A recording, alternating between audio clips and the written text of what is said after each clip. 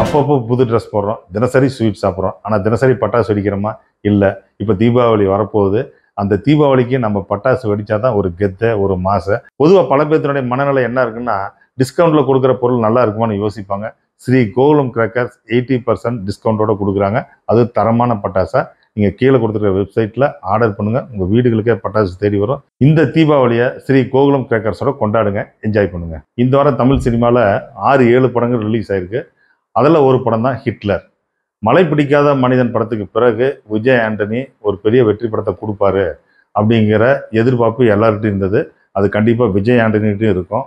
விஜய் ஆண்டனிக்கு வெற்றி படத்தை கொடுக்கணுங்கிற பொறுப்பு யாருக்கு இருக்குன்னா, அந்த படத்தை இயக்கிய தனா இயக்குனருக்கு இருக்கணும். அவர் பொறுப்புணர்ந்து விஜய் ஆண்டனிக்கு இந்த ஹிட்லரை வெற்றி படமாக கொடுத்துருக்காரா இல்லையா அப்படிங்கிறத இப்போ இந்த அடுத்தடுத்த விமர்சனத்தில் நீங்கள் பார்த்து தெரிஞ்சுக்கிங்க. இந்த படத்தினுடைய கதை என்ன? தேனி மாவட்டத்தினுடைய ஒரு மலை பிரதேசத்தில் பயங்கரமாக மழை பெஞ்சிக்கிட்டு இருக்கும். அங்கே தோட்ட வேலைக்கு போன பெண்கள்லாம் ஒரு ஆற்றை கடந்து போகணும். அந்த ஆற்றை குறுக்க ஒரு கயிறு கட்டியிருக்கோம். அந்த கயிற்றை பிடிச்சிட்டு கிளம்புக்குள்ளேயே நமக்கு தெரிஞ்சிடும் இவங்க எல்லாமே ஆற்றுல அடிச்சிட்டு போயிடுவாங்க. அதே மாதிரி கர்ப்பிணி பெண் உட்பட எல்லாருமே ஆற்றுல அடிச்சிட்டு போயிடுறாங்க. கட் பண்ணால் சென்னை. சென்னையில் எலெக்ஷன் நடக்கும்.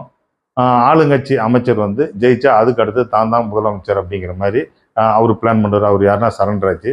ஆனால் அவர் ஜெயிக்க முடியாது. ஏன்னா அவர் நல்லதே பண்ணலை. அதனால் அவர் ஜெயிக்க முடியாது. அதனால் பணம் கொடுத்து ஓட்டு வாங்கி ஜெயிச்சிடலாங்கிறதுக்காக அவர் சென்னைக்குள்ளேயே தான் நிற்கிற மாதிரி காட்டுவாங்க. மெட்ரோ ட்ரெயினில் பல கோடி ரூபாய்களை 3 டேன்னு அனுப்புவார்.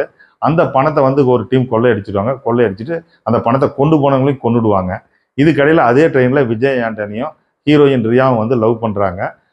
இங்கே இந்த கொலையே நடக்குது. லவ் பண்ணுறாங்க. பணமும் போகுது. இப்போ பார்த்தீங்கன்னா இந்த கொலைகாரங்களை கண்டுபிடிக்கிறதுக்காக அந்த டெப்டி கமிஷனர் கௌதம் வாசுதேவ் மேனன் வருவார். யார் செத்து போனவங்களை யார் கொலை செஞ்சாங்கன்னு. இப்போ பார்த்தீங்கன்னா சரண்ராஜ் அவருடைய தம்பியை தமிழை விட்டு இந்த பணத்தை யார் கொள்ளையடிச்சானுங்க, அந்த பணத்தை மீட்டு திரும்பவும் எலெக்ஷனுக்கு நம்ம ஓட்டு போடுறவங்களுக்கு கொடுத்தா தான் ஜெயிக்க முடியும் அப்படின்னு ஒரு டீம் அனுப்புவாங்க. இப்போ பார்த்தீங்கன்னா இந்த கொள்ளை அடித்த டீம் யார் அப்படிங்கிறத தனாவும் கௌதம் வாசுதேவ் மேனன் கண்டுபிடிச்சாங்களா, எதுக்கு கொள்ளையடிச்சாங்க, என்ன பண்ணாங்க அப்படிங்கிறதான் இந்த படத்தினுடைய மீதி கதையை. 5வது படிக்கிற பையனை கூப்பிட்டு இந்த படத்தை காட்டினா 5 நிமிஷத்தில் இந்த படத்தினுடைய முழு கதையுமே சொல்லிடுவான். அவனுக்கு எந்த டவுட்டுமே இருக்காது. என்ன காரணம் அப்படின்னா, ஒரு மோசமான அரசியல்வாதிகிட்ட ஒரு ஹீரோ கொள்ளையடிக்கிறாரு அப்படின்னா அவர் நல்லவராக இருப்பார். அல்லது நல்லவர் கொள்ளையடிக்கிறாருன்னா அவர் ஹீரோவாக இருப்பார். அவர் எதுக்கு கொள்ளையடிப்பார்? கொள்ளையடிச்சு அவர் வச்சுக்கிட்டாருன்னு வச்சுங்க, அவர் ஹீரோ கிடையாது, கெட்டவன். அதனால் அவர் என்ன பண்ணுவார்? அவர் குடும்பத்துக்கோ அல்லது அவர் ஊருக்கோ அல்லது அனாதை ஆசிரமத்துக்கோ அந்த பணத்தை கொடுத்து அங்கே டெவலப் பண்ணியிருப்பார். கடைசியில் அந்த அரசியல்வாதி கூட்டிகிட்டு போய் காட்டுவார். பாருப்பா, என்னுடைய பணமெல்லாம், நீ கொடுத்த பணமெல்லாம் என்னுடைய ஊரில் எப்படி டெவலப் ஆயிருங்க. இந்த கதை தான். இந்த கதை எந்த மாற்றமும் இல்லாமல் இந்த படத்தினுடைய இயக்குனர் இயக்கியிருக்காரு. அவர் நினச்சிருக்காரு இந்த கதையை நம்ம வேறு மாதிரி பயங்கர வித்தியாசமாக சொல்லணும் அப்படின்னா விஜய் ஆண்டனிக்கும் அந்த ஹீரோயினுக்குள்ள லவ்வை கொண்டுட்டு வந்துடலான்னு. அப்போ விஜய் ஆண்டனி ஒரு பொண்ணை லவ் பண்ணுறாரு. அது ஹீரோயின் ரியா.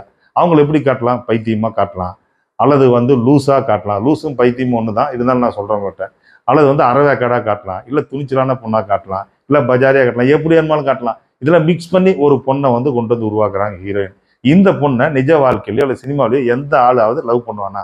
எடுத்தோன்னே லவ் கிட்ட முதல் நாள் நம்ம ஒயின் சாப்பிட போகலாமா, எனக்கு சரக்கு வாங்கி கொடுறா, உன்னை பிடிக்கல அப்படின்னு சொல்கிற யாரே பொண்ணையாவது லவ் பண்ணுவானா? ஆனால் விஜய் அன்னைக்கு தெரிஞ்சு அந்த பொண்ணை லவ் பண்ணுவார். என்ன காரணம்னா, இந்த லவ் டெப்த்தாக காட்டினோம்னா இந்த பணத்தை கொள்ளையடித்து விஜய் ஆண்டனி இல்லைன்னு ரசிகர்கள் நம்பிடுவாங்க. அப்போ நமக்கு ஒரு புது கதை கிடைச்சிடும், ஒரு புது சினிமா உருவாக்கலாம் அப்படின்னு இயக்குனர் தனா முயற்சி பண்ணியிருக்காரு. இந்த முயற்சி எங்கேயுமே எடுப்படல. இந்த படம் நான் ஏற்கனவே சொன்ன மாதிரி 5வது படிக்கிற பையனை இந்த படத்தை போட்டு 5 நிமிஷத்துல முழு கதையும் சொல்லும்போது சினிமா பார்க்குற நாம எங்களை விட ரொம்ப தெளிவாகவும் நல்ல படங்களை பார்த்து ரசிக்கிற உங்களுக்கும் நல்லாவே தெரிஞ்சுங்க இந்த படத்தினுடைய கதை என்னன்னு. விஜய் ஆண்டனி எந்த நம்பிக்கையில் ஒத்துக்கிட்டு இந்த படத்தில் நடித்தார், அவர் என்ன இந்த படத்தில் எதிர்பார்த்தாரு அப்படிங்கிறது தெரியல.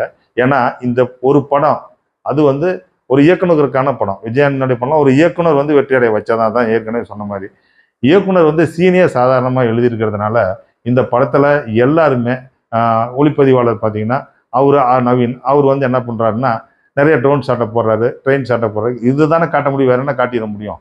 அதுக்கு அடுத்தது இசையமைப்பார் விவேக் மெர்வின். இவர் ஒரு லவ் சாங்கு, அதுக்கு அடுத்து பின்னணி இசை, எல்லாமே பார்த்தீங்கன்னா சீன் சாதாரணமாக அமைஞ்சதுனால எல்லாமே சாதாரணமாக அமைஞ்சிருக்கு.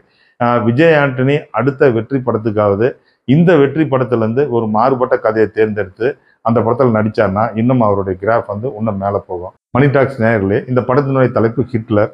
இந்த படத்தினுடைய தலைப்பை நம்பி போகிறதும் போகாதும் உங்கள் விருப்பம். ஸோ இந்த ரிவ்யூ உங்களுக்கு பிடிச்சிருந்தா நீங்கள் லைக் பண்ணுங்கள், ஷேர் பண்ணுங்கள், சப்ஸ்கிரைப் பண்ணுங்கள்.